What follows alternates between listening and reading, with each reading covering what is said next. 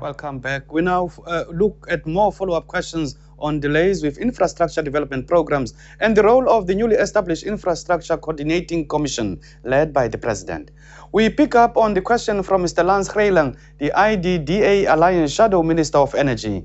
He was particularly concerned about infrastructure delays at the Matupi Power Station in Mpumalanga and the involvement of Chancellor House with close links to Letuli House in this project.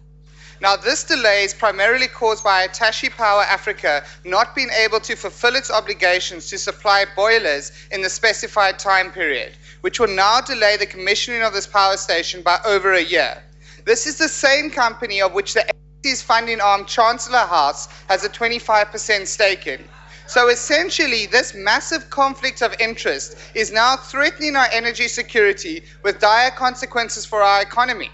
Can the Deputy President therefore give this House the assurance that Chancellor House will not have any shares in any company that is given tenders on the proposed nuclear build program, or for that matter, any of the infrastructure build projects? Thank you, Honorable Greyling. It's the third time I hear you make this point in this august House. And I think you deserve a straight answer. The Chancellor House is a company, and it engages in economic activity in South Africa and outside of South Africa. Ideally, it should not do business with government.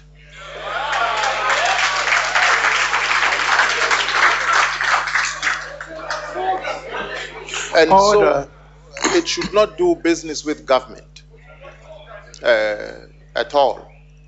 But in this case, this example you are citing, they invested their money in Hitachi Africa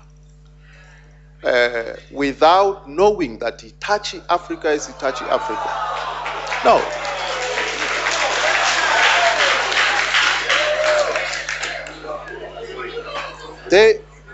They did not put their money in Hitachi Africa to produce boilers for Eskom. Hitachi Africa got the contract later. Yes. Those are the facts, yes. And so I'm saying ideally they should never ever do business with government.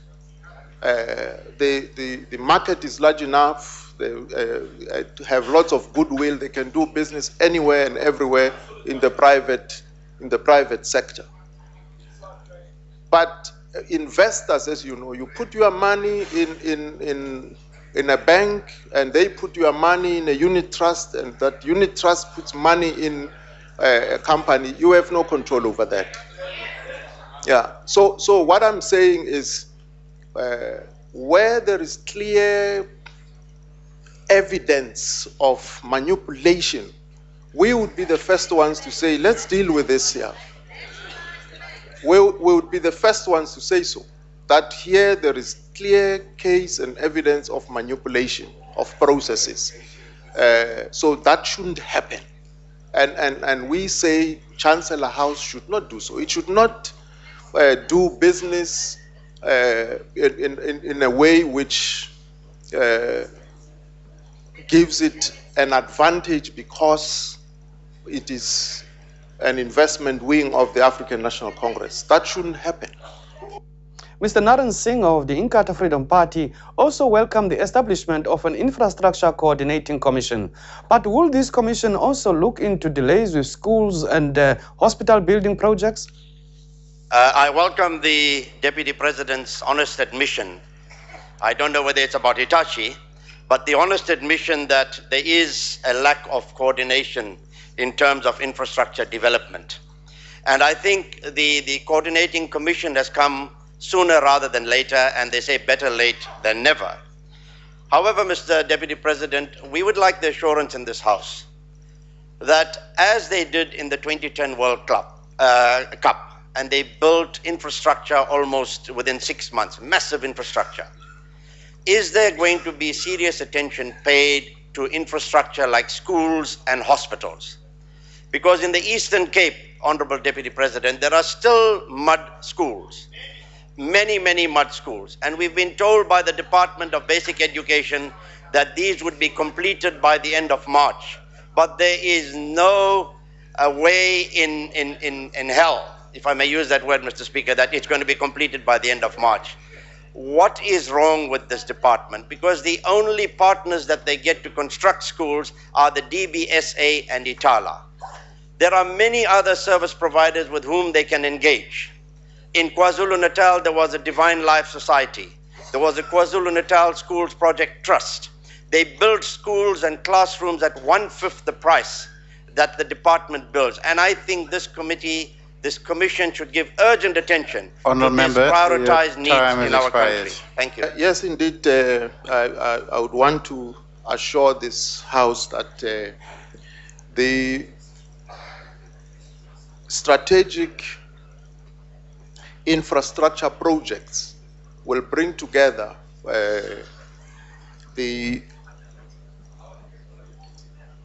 projects which ordinarily would be residing in basic education. For instance, the replacement of mud schools in any area, that would now be taken over by the PICC as part of these SIPs. The idea is to build them and hand them over to the relevant authority at local level as well as the departments for maintenance. But the actual delivery would be part of the PICC program. And that is where we have to leave it. Our time is up. Join us again tomorrow. Until then, goodbye.